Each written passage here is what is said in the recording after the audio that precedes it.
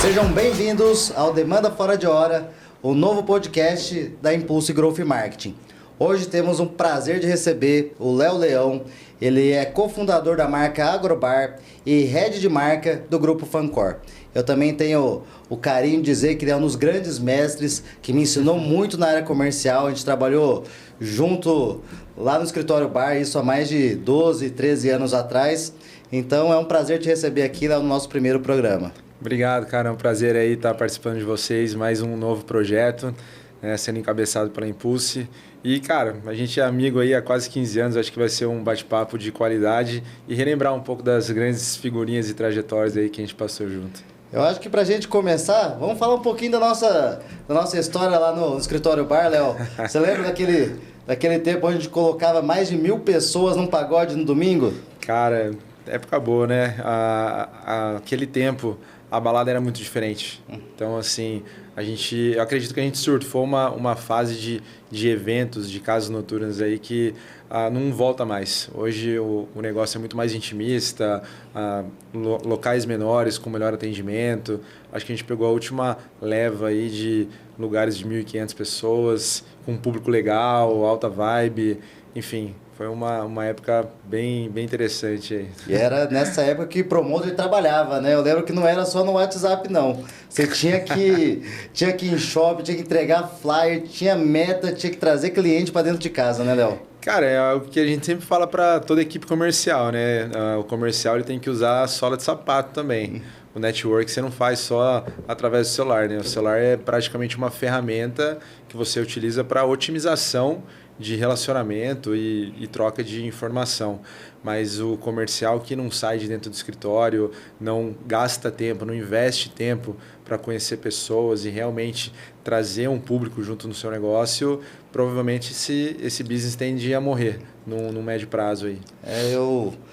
Todo grande empresário fala que o network é um ponto muito importante, né? Eu falo que hoje a Impulse tem bons parceiros de relacionamentos que a gente construiu há 14 anos atrás. Até a nossa parceria junto ao Agrobar, junto ao Grupo Folks, veio num relacionamento de muitos anos atrás, que a gente reativou num evento onde você foi palestrar, a gente já vai chegar lá também. Conta aí para nós, Léo, depois que você saiu do escritório, você foi para a Ambev, uma empresa muito grande, como é que foi essa experiência? Cara, a Ambev foi minha grande escola, né? Todo mundo que me pergunta, eu falo, tudo que eu aprendi e de coisas boas, ruins, médias, várias experiências distintas dentro da mesma empresa, foi ali dentro. E o escritório ali me marcou muito minha vida universitária, né? Aprendi a ter relacionamento com pessoas ali, então não tinha nada de enraizado em questão de lideranças e nada em relação a isso, mas me trouxe muito mais um lado comercial, me ativou um lado comercial nessa época. E quando eu entrei na Ambev, foi exatamente nessa mudança de faculdade ali, né, para já uma vida mais madura. E, cara, a Ambev eu entrei como supervisor de trade marketing. Então, para quem não sabe exatamente, né, o que o trade faz, mas basicamente é ativação da marca na rua. Então, a gente não tem nada de estratégico e nada de glamuroso em trabalhar no trade. Então, é colocar a faixa em bar, é fazer festival de música, levar caixa de cerveja de um lugar para o outro. A palavra trade ali é basicamente para dar uma glamourizada no cargo da pessoa. Mas foi uma baita porta de entrada ali para dentro da Ambev, porque até aquele momento, para você entrar na Ambev como um cargo de supervisão, você tinha que já estar dentro da Ambev. Eles não faziam recrutamento externo para esse tipo de cargo. Então, por uma indicação, inclusive, de um dos meus mentores aí de vida, aí, o Rafael Armelin, o gordo, amigo meu até hoje, inclusive, por indicação dele, consegui entrar na Ambev e comecei a trilhar dentro da empresa da indústria de cerveja.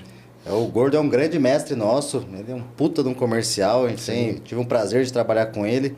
tinha uma frase que ele falava que eu gostava muito. Coloca fogo aí e depois eu dou um jeito de apagar. Vocês trazem cliente para dentro de casa, se faltou bebida, se só faltou... Só não pode ser preso. Só não pode ser preso. Não pode ser preso, cara. Que a gente dá um jeito, né? É isso. E depois da Ambev você foi empreender, né? E conta para nós como é que foi essa história. Eu sei que empreender sempre é um desafio, principalmente quando você está no começo da trajetória chamada empreendedorismo. Conta para nós como foi empreender, sua primeira experiência. Cara, assim, a palavra empreender, ela é um pouco difícil a gente conseguir entender o momento da vida que a gente fala, puta, eu vou abrir uma empresa. É muito difícil, eu acho que é uma somatória de vários acontecimentos, né? Eu acho que a partir do momento que eu comecei a perceber a minha própria inquietação dentro da Ambev, de entender que eu estava trabalhando muito, estava gerando muito resultado por um valor fixo. Basicamente isso, né? O que a grande maioria hoje no Brasil tem como realidade, que é o trabalho CLT. E eu comecei a perceber, e é um pouco de egocentrismo, né? Da gente achar que a gente pode mais do que a gente tem de conhecimento naquele momento. Eu comecei a perceber que possivelmente eu conseguiria alcançar mais objetivos na minha vida pessoal, financeira, se eu começasse algo do zero. E eu comecei a procurar bastante coisa, comecei a conversar com alguns empresários na época, e eu percebi que eu era muito bom nessa parte de eventos, né? Tipo, desde a minha escola, né? Comecei como promotor de balada, como você comentou antes. Eu conseguia uma coisa que as outras pessoas tinham uma dificuldade muito grande, que era se relacionar com pessoas de qualquer nível social e conseguir juntar essas pessoas. Então, eu tinha comigo aquele efeito manada. Pô, eu falava, vamos fazer tal coisa e tal. Eu conseguia manipular numa forma positiva. Liderar. Porque assim, a liderança... A gente até bateu um papo antes sobre isso, né? A liderança nada mais é que você conseguir somar pessoas de perfis diferentes num objetivo comum, né? Saindo de um ponto A para um ponto B. Mas eu não me via ainda como líder. Eu via que eu conseguia, tipo, manipular ideias para um fim de diversão, né? Não conseguia me enxergar como um gestor na época ainda. Mas eu sabia da minha capacidade de desenvolvimento. E aquela ânsia de crescimento, principalmente financeiro, me levou à tomada de decisão de sair da Ambev e começar a minha primeira empresa. E claro, quando eu saí da Ambev, eu já não estava mais na parte de trade, já tinha passado pela área comercial, fui fazer o curso de gerente em Curitiba, eu fiquei 6 meses fazendo ponte aérea para lá, para me desenvolver. E quando eu voltei para Londrina, eu acabei me reencontrando com o Rafael Armelin, né, com o nosso amigo gordo, e ele fez uma proposta para a gente abrir uma empresa de formatura, de turma de formatura. Era uma franquia na época, né, chamava B2 Formaturas. Naquele momento, em 2014 para 2015, ela era uma das maiores do país, né, já era uma franquia semi-consolidada. E trabalhava mais com eventos premium, que naquela época não era tão comum, né? Você ir numa formatura e ter vários tipos de whisky, vários tipos de vodka, gin, etc. Era uma coisa mais glamurosa. E eu achei bem legal, bem interessante o modelo de negócio. E sem pensar muito, sem pesar muito nas decisões, eu acabei saindo da maior empresa de indústria de cerveja do mundo. Para arriscar. Para arriscar. Para sair da minha zona de conforto ali, para me dedicar 100% do tempo em algo que eu não sabia se ia me dar retorno. E não deu, né? Então... Normal. Basicamente, aí, cara, foi a minha primeira decepção aí no mundo empresarial. Então, fiquei com a empresa aproximadamente 1 ano. Falei a empresa e joguei tudo que eu tinha construído fora. A gente investe tempo, dinheiro, carinho no negócio, né? E muitas vezes, por motivos macro, às vezes por motivos próprios também, pela falta da nossa própria experiência. Para quem não sabe, eu também quebrei 2 vezes. E para quem empreende é algo normal, faz parte do risco, né? Sim. Lógico que a gente tem que estar sempre se preparando, adquirindo novos conhecimentos, novas habilidades para chegar lá, mas é algo normal. Na verdade, salvo engano, li no livro Oportunidades Disfarçadas, que normalmente o empresário bem-sucedido quebra uma média de 3 vezes. Uma média mundial, que isso normalmente, lógico, tem gente que acerta de primeira Claro. e tem gente que vai acertar eventualmente na quarta, quinta tentativa. Eu gosto de dizer que empreendedor, ele não é profissão, ele é estado de espírito, que é aquele que você falou, tem um despertar, é um timing certo que você fala, poxa, eu quero arriscar, e muitas vezes você erra. Minha última vez que eu quebrei, foi em economias, fiquei devendo e falei assim, nunca mais vou fazer isso. E você vai vendo uma oportunidade, e vai vendo que você consegue atender uma demanda de mercado, solucionar uma dor e ver ali uma oportunidade. E eventualmente a gente tenta de novo, a gente acaba se arriscando de novo, né, Léo? E Léo, você também foi presidente ali da Brasel, num momento muito crítico para os bares e restaurantes, um momento muito difícil, né? Conta para nós como foi passar pela pandemia representando os bares e restaurantes aqui da região norte do Paraná. Cara, 2020 aí é um ano que acho que todo mundo que participou e participa ainda do setor de bares e restaurantes é um ano que todo mundo quer esquecer, né? Foi uma dificuldade muito grande porque do dia para a noite o caixa seca de todo mundo, não foi uma empresa ou outra, não foi a exceção à regra, né? Vimos diversos restaurantes grandes da cidade, né? O Rodeio é um caso deles, eventualmente quebrando, né? Exatamente. E naquele momento eu já tinha passado, né, dessa falência de empresa, da empresa de formaturas, já tinha retomado o meu espírito empreendedor, né? O que você falou que é um estado de espírito, concordo no número, gênero e grau, porque tudo vai depender de como você encara a sua falência, né? Eu tive um baque durante alguns meses ali, porque você demora para a ficha cair que você fala, pô, não acredito que eu fui incompetente. Porque o grande problema da pessoa que está começando a empreender, ela confunde o ego com o nível técnico. Ela acredita que ela é muito mais capaz do que ela realmente é. E o ego acaba deixando a pessoa cega, né? Então, assim, muitas decisões que a gente acaba tomando num começo de jornada acaba sendo de forma equivocada e por isso também tem essa média aí de um empresário de sucesso ter uma quebra de 3 vezes aí até ele conseguir gerar uma empresa aí bem prolífera, né? Digamos assim. Então, quando eu estava na Brasel ali, quando eu assumi essa responsabilidade em 2020, eu já estava com outros 2 empreendimentos, né? Que era o Deck, né? O Deck Bar e a Marmita da Vovó. Legal. O sushi veio depois. Sushi veio depois. Sushi, na verdade, sushi eu comprei o restaurante japonês no meio da pandemia, que daí foi mais uma oportunidade. Que eu fiquei pensando, eu falei, cara, enquanto uns estão chorando, outros estão vendendo lenço, né?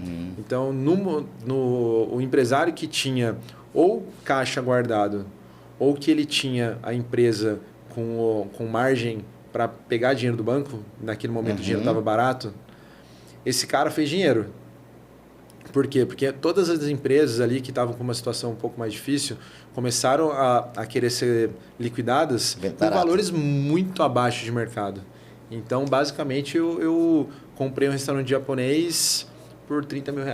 Isso em qualquer mercado, né? Você via gente vendendo carro muito barato, imóvel muito barato, terreno muito barato. Então, eventualmente, o pessoal apertou e aí foi eventualmente desfazendo de propriedades, de negócios, pelo preço que eventualmente muito abaixo de mercado, né? Exato. E assim, a Brasel ali, cara, o que acontece? A gente tinha uma presidente na época ali que não estava uma ótima pessoa, a Fernanda, né? Diga-se de passagem, estava fazendo um trabalho bem legal, só que no momento de crise ali, era até difícil da gente julgar a gestão daquele momento, porque a gente estava numa situação que todo mundo queria se salvar. Essa é a realidade, né? Então, num primeiro momento de pandemia, o setor que já não era tão unido, ele segregou ainda mais, porque estava todo mundo querendo um bote salva-vidas. Então, o que aconteceu?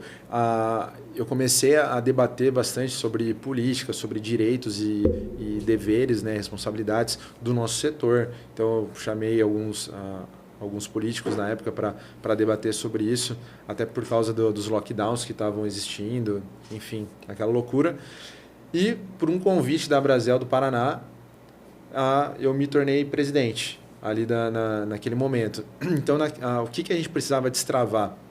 Foi um momento que a gente precisava muito mais de união de grupo do que uma gestão de crescimento. Léo, tem épocas que tem generais de guerra e generais de paz, né? Exato. Mesmo modelo executivos, né? Tem executivos de expansão, de momentos de fartura e tem executivos de crise. Então, exato, eventualmente, era um momento que a Brasel precisava ali de uma liderança para um momento de crise, de união, né?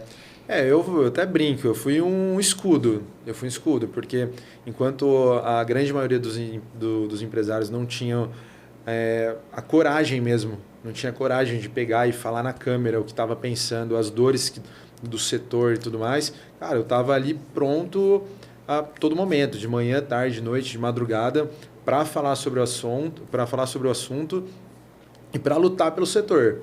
Então, era muito difícil a gente pensar em crescimento da associação, sendo que a grande maioria não queria nem pagar mensalidade. Não tinha como, né? Não tinha como, não tinha caixa, né? Então, eu vejo que eu fui uma pessoa mais estratégica para tentar sanar uma dor do momento. E a gente conseguiu encaixar com o novo presidente, aí, com o Henrico, uma troca de gestão muito importante, que quando ele chegou, o grupo já estava mais unido. Então, ele conseguiu manter boa parte do conselho da Brasel, que já trabalhava comigo antes, para fazer esse crescimento acontecer. Então, hoje, a Brasel está mais consolidada aí no norte do Paraná, principalmente aí por causa do Henrico, que está fazendo um ótimo trabalho. Junto com vocês, aliás, né? Que estão trabalhando em conjunto. Um abraço para o Henrico aí, nosso atual presidente. E o conselho que é formado por grandes nomes aí. O Carlinhos Grade, do grupo do Vila Fontana, né? Na época, o Alexandre Guimarães, né? Que estava ali à frente do... Qual é o nome aí do restaurante? Do Guanabara. O Enio da Licença. O Celso do H2 Shop, né? E o JP do Grupo Folks, que foi eventualmente...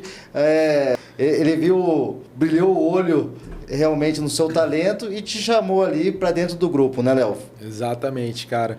Essa aí foi uma das grandes decisões aí da minha vida. Eu tive que ficar algumas noites conversando com a minha esposa, conseguindo equilibrar os prós e os contras aí, né? De vender as minhas empresas e encarar um desafio novo, sonhar um sonho grande, mas junto de outras pessoas, né? E o que mais me levou ali a tomada de decisão em fazer realmente liquidar as minhas empresas naquele momento para entrar para o Grupo Fancor, antigo Grupo Folks, foi, cara, entender que eu sempre quis muito mais e possivelmente sozinho não ia chegar muito longe, né? E eu prefiro hoje ser dono do rabo da baleia do que ser dono do peixe beta completo. Até a gente escuta bastante algumas pessoas comentarem isso em alguns podcasts. E é a realidade, cara, é a realidade, porque sozinho a gente acaba não conseguindo ter braço. E os braços que a gente tem quando a gente está numa jornada sozinho, esses braços acabam não sendo de qualidade. Quando você soma com pessoas ali que têm o mesmo objetivo que o seu e que conseguem entender que a parte de gestão de pessoas, a parte de crescimento, tudo tá envolvido para a gente conseguir fazer a empresa ter mais velocidade, né? E aumentar o valuation, né? de uma forma direta ali. Cara, o negócio vai muito mais rápido, vai muito mais longe, enfim. Então, acho que foi uma decisão aí em 2022 que acabou sendo um divisor de águas aí na minha vida. E, Léo, já dentro do Grupo Folks, do nada é que eu quero saber um pouquinho da história, veio o surgimento do Agrobar. Como é que surgiu essa ideia? Foi de uma necessidade? Foi de uma oportunidade de mercado? Conta pra nós, daqui a pouco a gente quer saber o segredo por trás dessa grande marca, viu? Cara, Agrobar, na verdade, algumas pessoas elas acreditam que é o nosso primeiro modelo de bar, né? E que não é. Como muitos empresários dizem, né? Uma empresa que não está crescendo, ela está morrendo. Não existe um meio termo, né? No mundo empresarial. E o que aconteceu que em 2014, quando Pedro e o Jota eles desenvolveram o modelo Folks, a gente só podia ter o modelo Folks em cidades grandes. Porque o modelo precisa, né? A gente precisa de um público flutuante na cidade. Senão acaba que cada unidade Focus Pub fica refém de um público fixo. Então, num médio prazo, ela tende a morrer. Acho que a rotatividade nesse segmento é muito grande, né? Exatamente. Então, a gente acredita que uma unidade Focus Pub ela só caiba em cidades acima de 350 mil habitantes. Só que isso começou a ter um crescimento da marca Focus muito grande. As pessoas já olhavam a marca Focus como algo de qualidade, né? Um sinônimo de qualidade.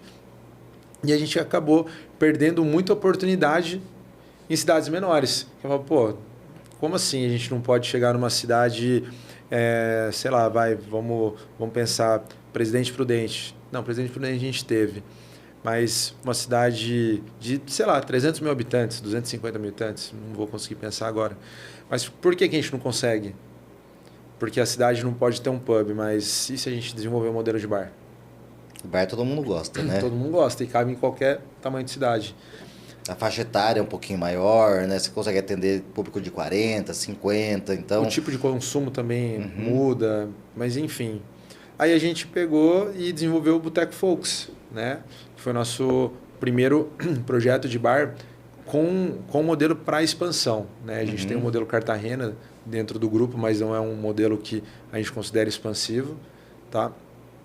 Só que o modelo do boteco começou a dar uma atração, só que a gente começou a perceber que tinha um conflito dentro do Boteco Focus. As pessoas que frequentavam o boteco, ela tinha o mindset dela estava drivado para um Focus Pub. Então ficava um conflito de informação. A pessoa chegava no boteco achando que era um lugar de alta energia. Achava que era um mini Focus. E ela se deparava com um ambiente de bar, todo mundo sentado, uma música voz e violão, uma coisa bem calma. Então isso acabou começando a conflitar dentro da marca. E até para o franqueado, às vezes ele vinha buscar o modelo Boteco Focus, porque era um modelo mais barato, só que quando ele ia fazer a implantação do modelo, ele queria ter a energia do Focus. Então a gente teve que tomar uma decisão. A gente teve que juntar, tipo, o Pedro, o Jota ali, a gente começou a conversar, né? Nessa época o Rafael trabalhava com a gente também, o Rafael Armelin. E a gente falou, cara, a gente vai ter que matar o projeto. Vamos ter que matar o projeto, só que a gente não pode perder a oportunidade de bar. Então, dentro da reunião, foi decidido, né, matar o projeto do boteco, só que para matar o projeto do boteco, automaticamente a gente tinha que nascer com algo novo. Mudar de negócio para colocar no lugar. Para colocar no lugar. Então, uma coisa muito rápida. Então, ao mesmo tempo que eu estou matando o projeto, eu estou vendendo para o franqueado uma melhoria, então praticamente um rebranding da marca, e tracionando de outro lado um modelo novo que desse mais fôlego para a área de expansão. Né? E nesse momento, então, que a gente começou o projeto Agrobar absolutamente do zero. Só que quando a gente fala do zero, a gente tem que pensar que esse do zero, a gente está com 8 anos de experiência. Fora a experiência pessoal de cada pessoa que foi contribuindo também para o projeto.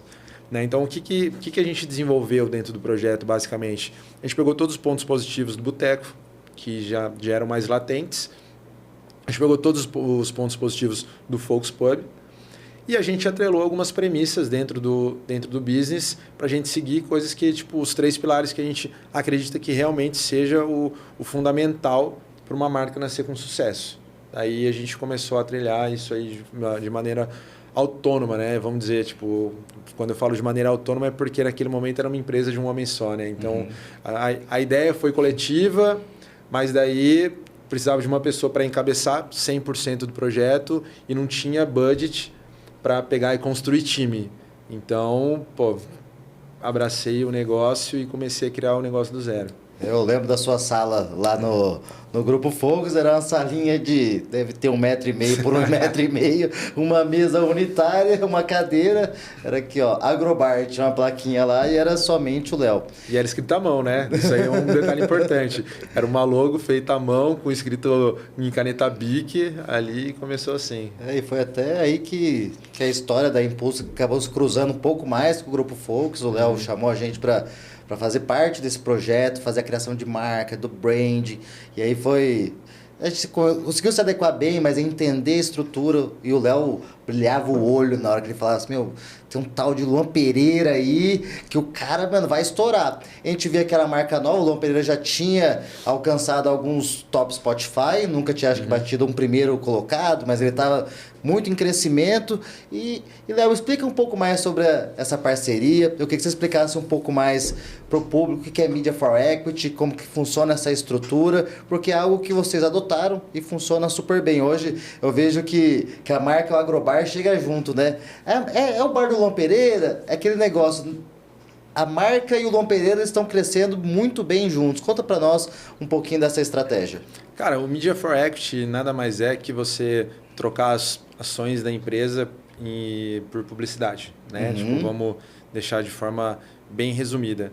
A gente meio que ressignificou isso naquele momento. Por quê? Porque não tinha como eu trocar a equity da empresa Agrobar com o Luan, porque o Agrobar não existia. Era um modelo a ser desenvolvido, né? Então, basicamente, a gente conseguiu construir uma parceria, os termos de parceria não faz muito sentido a gente colocar na mesa aqui, a gente acabou deixando bastante em off, mas ele ganhava com a gente de acordo com a expansão do modelo de negócio. E hoje ele é um dos sócios da marca. Né? Hoje, depois de um ano e meio aí da marca já vigente, ele se tornou sócio realmente da marca. Mas no primeiro momento, basicamente, a gente fez um trabalho de publicidade com ele em troca de ganhos pontuais.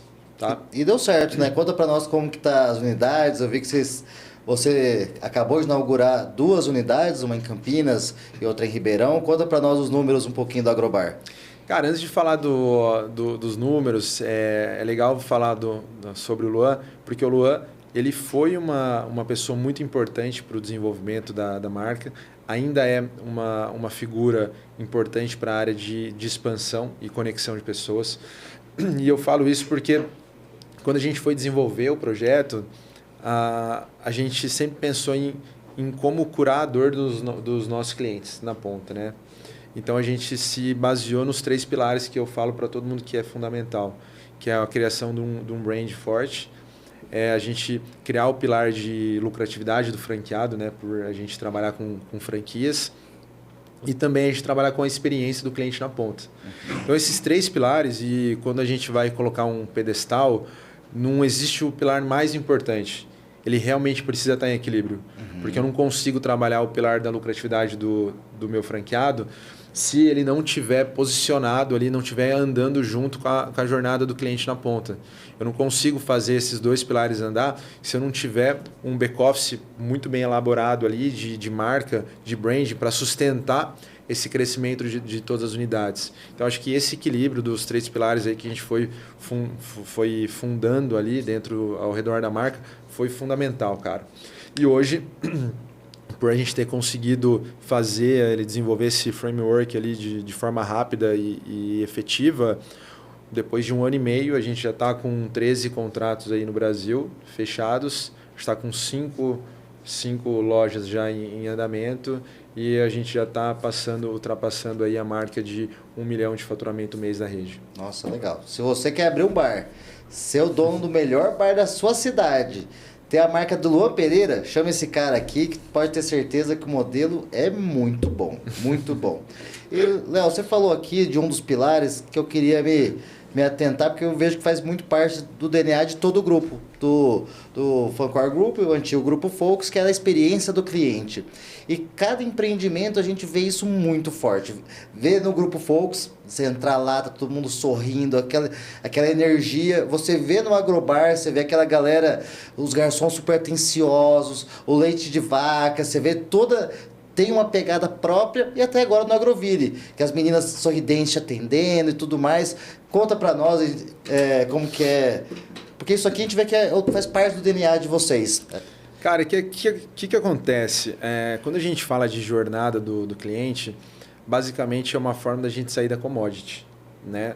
Tudo que vira commodity em qualquer tipo de mercado, não é só em bar, restaurante, você acaba entrando numa guerra de preço. Então, a gente trabalha dentro da Fancor sempre tentando trazer coisas para serem copiadas, não copiando algo existente. Então, a gente sempre tenta estar um passo na frente do mercado. E quando a gente fala de experiência, Não é uma simples experiência de eu pegar uma caneca aqui e colocar o nome do Aron e falar, cara, eu vou entregar todos os drinks com o nome de cada pessoa, vai ser personalizado. Não, a gente tem que trabalhar desde o momento de captação desse cliente, né? Tipo, como que eu vou chamar a atenção desse cliente, como que eu vou reter a atenção, como eu vou transformar esse cliente, esse lead, né, em realmente cliente, qual que vai ser a jornada dele dentro do meu estabelecimento, desde o momento de chegada, a jornada de consumo até o momento de checkout, como que vai ser a fidelização dele?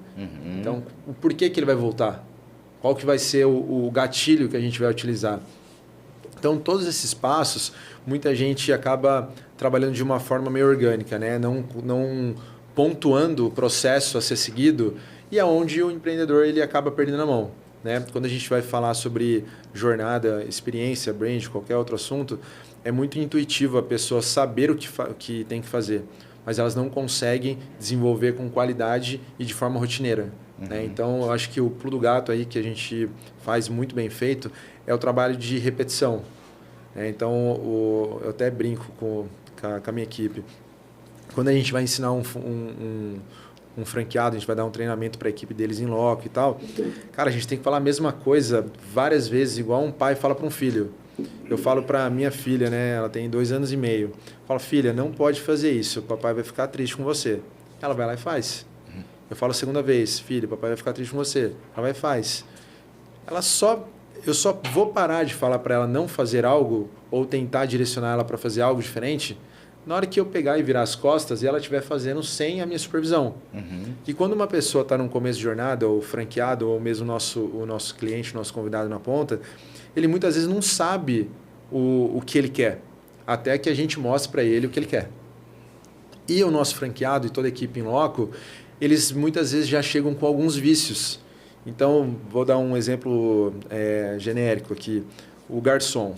O garçom, muitas vezes, ele tem outras vivências, que não é a que a gente dá orientação. E eu não estou falando de certo e errado, eu estou falando de cultura.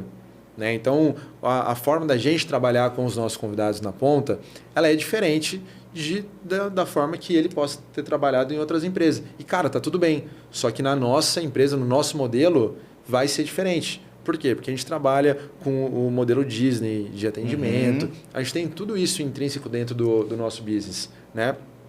E é o que traz o enriquecimento da marca, né? de uma forma geral. Então, quando a gente fala de jornada, é realmente a gente conseguir superar a expectativa do nosso convidado na ponta. Então, assim, acho que o boca a boca fala muito mais do que qualquer rede social. Então, você pode pegar e falar que isso aqui é ouro. Cara, mas você me entregar isso aqui, eu tô vendo que não é ouro.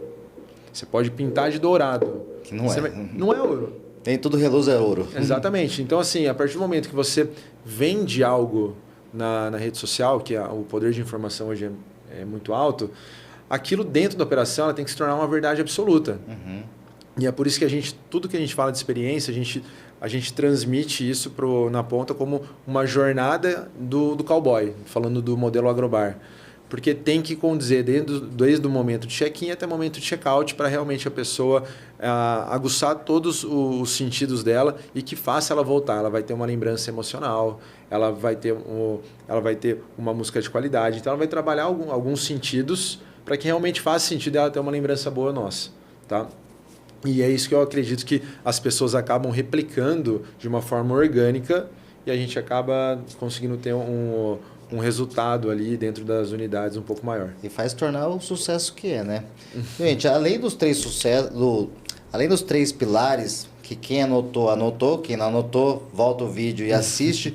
Léo, se você pudesse dar uma dica, se pudesse dar um conselho para quem quer construir uma marca de sucesso, o que você falaria para esse empresário, esse empreendedor que está querendo construir uma marca, às vezes do zero, uma marca que vai impactar e que realmente vai ter escala e vai crescer? Cara, primeiro, estude. Estuda porque não existe almoço de graça. Afia o machado. Antes de cortar, afia o machado, né? Afia o machado, tenta errar com o erro dos outros. Acho que hoje uma das grandes valias aí do mundo digital é que a gente consegue ter muita informação rápida. Então a gente consegue antecipar possíveis erros, né? Então a gente precisa estar em aprendizado a todo momento. Só que o mais importante, quando a pessoa tomar a decisão de, às vezes, sair do modelo CLT para ir para um modelo de empreendedorismo, ela entender que no final de qualquer situação ela tem que curar a dor de alguém. Então acho que tudo vai ser em cima disso. Então vou dar um exemplo bem esdrúxulo aqui, que eu também costumo dar exemplo para minha equipe. Imagine que você quer se tornar hoje um cabeleireiro. Você tem que saber qual que é a commodity de cabeleireiro, você tem que saber qual que é a dor que você vai curar. Qual que é a commodity? Cara, você tem que ser um excelente cortador de cabelo. Ponto. Segunda coisa que você tem que fazer muito bem feita, o seu salão tem que estar sempre limpo.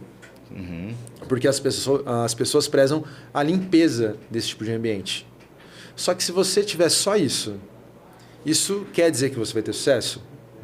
Não. Quer dizer que você vai ser mais um dentro desse setor. Então, o que você pode fazer de diferente para que as pessoas comecem a procurar mais você do que o cara do lado sem enxergar só o preço? Pô, vou fazer um atendimento diferenciado. Então, a partir de hoje, eu vou entregar uma taça de champanhe para todas as mulheres que entrarem no meu estabelecimento. Ou eu vou desenvolver a barbearia feminina, que não é o lugar que ela vai só lavar o cabelo.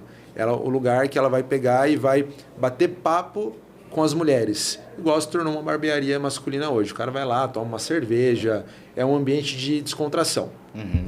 Existe barbearia feminina? Nem sei, tô só... A experiência, quem quiser anotar essa ideia aí, fica a dica e acho que dá para desenvolver bem essa ideia ainda.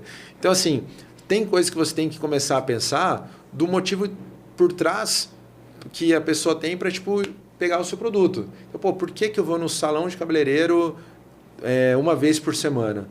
Porque eu gosto de papear com a mulher que faz minha unha e com a mulher que faz meu cabelo. Pô, então beleza. Então, assim, basicamente ela está buscando um psicólogo.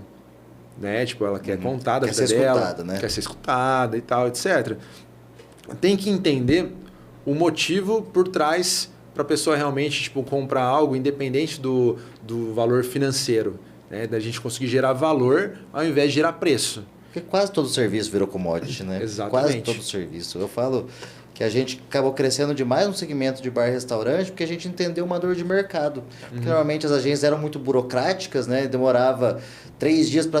eu preciso de uma arte urgente. Então tá bom, daqui 3 dias eu te entrego essa arte. Para uma empresa tradicional funciona. Para bar e restaurante não funciona 3 dias, já virou fim de semana. Ele precisava queimar o chopp lá, já estragou o chopp. Ele precisava que saísse um produto, precisava tracionar a ação comercial. Ele já perdeu. E a gente começou a observar que era uma dor de mercado, que as agências eram muito burocráticas nesse sentido. Eu falei, bom, cara, precisa ter processo, mas a gente precisa entender a dor do nosso parceiro que está lá na ponta. Poxa, às vezes ele vai ter uma urgência. E urgência é assim, a urgência para ele, a urgência para nós também.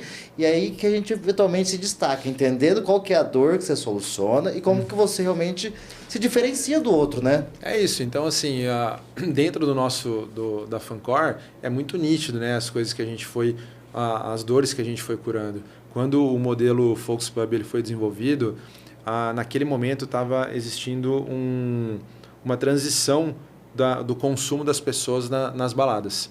Então as pessoas começaram a reclamar muito de lugares muito grandes, com atendimento ruim, e elas começaram a preferir mais eventos internos dentro das próprias casas e lugares menores, mais intimistas, com atendimento de qualidade. Naquele momento, a virada de chave do Pedro e do Jota foi realmente criar um ambiente pequeno com a alta energia do sertanejo. Então, assim, super inovador, né? A gente falar de um pub sertanejo, cara, hoje pra gente é uma realidade comum. Na época devia ser absurdo, né? Na época era coisa de Marte. Fala, que pub sertanejo, cara? Tipo assim, pub é de rock e tal, um monte de cerveja, enfim. Então, assim, eles já trouxeram uma puta inovação ali para dentro de casa, já quebrando alguns paradigmas, né? E quando a gente vai falar do bar, o que acontece? O bar hoje, por si só, é uma commodity. Tanto é que dentro da minha entrevista final, quando a gente vai aceitar um franqueado, eu até pergunto, falo, cara, o que é um bar de qualidade para você? E muitas das respostas não me agradam. Porque o candidato à franquia, ele sempre responde assim, cara, um bar de qualidade para mim é um bar com música boa, bebida, cerveja gelada e uma boa porção. Fala, cara, então você não precisa de mim. Eu juro por Deus, cara, eu falo isso para todos os candidatos que me respondem isso. Você não precisa de mim. Você vai gastar dinheiro, você vai pagar a taxa de franquia, você vai ficar pagando royalties para ter informação que você pode ter no Google. Se você buscar hoje no Google como abrir um bar, eu aposto com você que vai ter mais de 100 mil sites e blogs falando para você maneiras diferentes de abrir um bar. Inclusive com receitas e tal, tudo nem entregue. todas funcionam, viu? Não façam isso. Não façam isso em casa, que nem todas funcionam. Isso, se fizerem, isso aí é uma para dentro do nosso segmento, provavelmente a sua chance de ficar no mercado é muito baixa. Porque a commodity hoje, para bar e restaurante, ela realmente não funciona. Então hoje as pessoas estão procurando e elas estão predispostas a pagar coisas que elas enxergam valor. Então, quantas vezes você não vai num restaurante, vamos lá, um restaurante premium, assim, você gastou R$300 na refeição, R$400 na refeição, você fala, cara, eu voltaria aqui, pô, atendimento ótimo, comida excelente. Então, você teve uma jornada ali dentro que te agradou e você, mesmo sabendo que foi relativamente caro, você voltaria, mas por todo o cenário, por toda a atmosfera que foi gerada ao redor daquilo. Não é preço, é valor, né? Exatamente. E no Agrobar a gente fez exatamente isso. Hoje os bares, como eles se tornaram muito commodities, o que muda de um bar para o outro, o que é? É a estética mais moderna. Então, não vou ficar falando de outras marcas aí e tudo mais, mas eles não trabalham o cliente, que é o mais importante. Então, hoje a gente tem... dentro das próprias guardanapeiras, a gente tem o WhatsApp para a pessoa ficar mandando bilhete para uma outra mesa ou pedir música para o cantor. Então, todo o ambiente ele é temático de fazenda, que já deixa um clima mais agradável, ele é mais receptivo para as pessoas. Então, a gente foi tomando alguns cuidados para não deixar um ambiente sofisticado, para não afugentar a galera que gosta de tomar uma cerveja, comer um petisco de bermuda e camiseta. E, cara, para a gente está tudo bem. É isso. A pessoa quer ir para casa, tomar um banho mais arrumada, sair com a esposa, sair com a namorada. Cara, tá tudo bem também, a gente consegue ser acolhedor. Então, a gente conseguiu fomentar um modelo democrático, onde a gente traz uma tematização da fazenda, a gente trabalha com sertanejo, que já é um gênero DNA mais ouvido do Brasil, né? Exatamente. E está no nosso DNA, né, desde 2014. Então, a gente conseguiu movimentar de uma forma que as pessoas hoje, elas buscam a gente nem muitas vezes para se tornar um franqueado, para falar que a cidade que ela mora precisa. É uma coisa muito louca. A quantidade de mensagem que a gente recebe hoje, diariamente, da pessoa simplesmente responder um stories, um post, falar, cara, traz o Agrobar para cá, que está precisando e tal, não sei o quê. Porque as pessoas começaram a se identificar com o modelo. Porque é um modelo realmente apaixonante, né? A gente trabalhou muito bem em todos os pilares que eu comentei contigo aqui antes. E as pessoas, elas pedem a cidade. Daí a gente tenta conectar, fala, pô, vai atrás de um investidor com a gente e tal. Enfim, é um outro trabalho. Mas o sucesso, eu acho que está atrelado a isso. A gente está em constante brainstorm para curar a dor da ponta. Né? Então, a partir do momento que eu estou... Como a gente faz um trabalho B2B, né? Então, imagina que hoje o meu cliente final, ele não é o cliente do bar. O meu cliente final é o meu franqueado. Então, eu prezo muito pela lucratividade dele. Então, toda a parte de suporte, toda a parte de acompanhamento e tal, isso aí a gente faz muito bem feito. E a gente passa essa escadinha para baixo. Se eu cuido muito do meu franqueado, cara, ele tem que cuidar do cliente dele. Então, essa sinergia é importante. E para que isso aconteça, isso aí é uma coisa muito legal que a gente começou a desenvolver faz basicamente 2 meses. A gente faz lives semanais com todos os franqueados, onde a gente fala os melhores cases. Então, pô, a unidade que mais faturou, qual que foi a estratégia para ter aquele faturamento, qual que foi a unidade que melhor performou em jornada, qual que é a melhor unidade que está com NPS com o cliente. Não perder know-how entre os franqueados, né? Exatamente. Usar um piloto que deu certo lá para outro franqueado. E até porque tipo, é uma cabeça do ser humano, ninguém gosta de perder. Então, a partir do momento que a gente coloca todo mundo na mesma sala ali, né? Tipo, de forma digital, obviamente. Coloca todo mundo na mesma sala. E sem falar quem está mal, mas a gente sempre fala quem são os melhores. A pessoa começa a se incomodar. Pô, por que o Léo não está falando meu nome? E ela quer chegar lá. Então, assim, esse sentimento aí de crescimento, esse sentimento de não aceitar ali o resultado pequeno, o resultado ruim, e estar em constante mudança. Enfim, é isso que a gente tenta também gerar dentro da cabeça do franqueado para a gente conseguir uma expansão mais sustentável. Léo, para fechar, aí eu vou copiar mesmo o JJ, viu? Essa aí eu vou copiar mesmo. Quero, se você pudesse fazer uma mensagem, chegar em todo mundo, quem está assistindo, quem empreendedor, não empreendedor, pudesse dar um conselho, porque aqui a gente falou muito sobre criação de marca, eu acho que foi muito válido, acho que somou demais para quem está trilhando essa caminhada, mas tem outras pessoas que às vezes não estão criando marcas, estão empreendendo, estão fora ou dentro de franchise. Se você pudesse dar algum conselho para ela, qual seria? Cara, bastante difícil, né? Tipo, se for de maneira bem ampla, assim. Mas uma coisa que me ajudou muito foi, dentro de toda a jornada, foi conseguir ter maturidade para enxergar as minhas falhas, né? A minha falência, principalmente, de uma ótica diferente. Então, assim, se fosse para dar um conselho, é para a galera entender que não a falência em si, mas, assim, tipo, todos os obstáculos que estão ali, eles são simplesmente partes do processo. Tipo, e a pessoa que está lidando com aquilo que tem que ter maturidade para enxergar aquilo ali como simplesmente um obstáculo. Se ela não enxergar dessa forma, ela vai enxergar isso como uma muralha gigante e ela não consegue ultrapassar mais. Então, volto no que você tinha comentado de empreendedorismo ser, às vezes, um espírito, né? Como estado de espírito. Estado de espírito. Então, se a pessoa ela não tiver maturidade suficiente para entender que os obstáculos que vão acontecer, isso aí eu posso falar que não vai mudar nunca. Os obstáculos vão acontecer. Mas o que vai mudar o resultado final é a forma que você está enxergando isso. Então, quando eu comecei a olhar isso em dois pontos da minha vida, a falência e a pandemia, foi quando a chave realmente mudou. Então, com a falência, eu basicamente fiquei ali um mês me remoendo, tentando encontrar o erro. E, cara, você está tentando encontrar o erro, você só está procurando o buraco mais fundo. Você não sai de lá. E na pandemia foi a mesma coisa. Na hora que eu percebi que eu estava quase entrando em depressão, minha esposa falava para mim, cara, você precisa sair de casa, você precisa fazer alguma coisa, porque você está em casa faz 3 semanas e você não sai do sofá. Eu comecei a pensar de novo a ótica que eu estava vendo todo aquele problema, toda aquela situação. E foi quando eu peguei e tomei a decisão, liguei para o meu sócio na época e só falei assim para ele, falei, cara, liga agora no banco e vê quanto que eu consigo levantar de empréstimo. Ele falou, por quê? Eu falei, cara, só faz isso.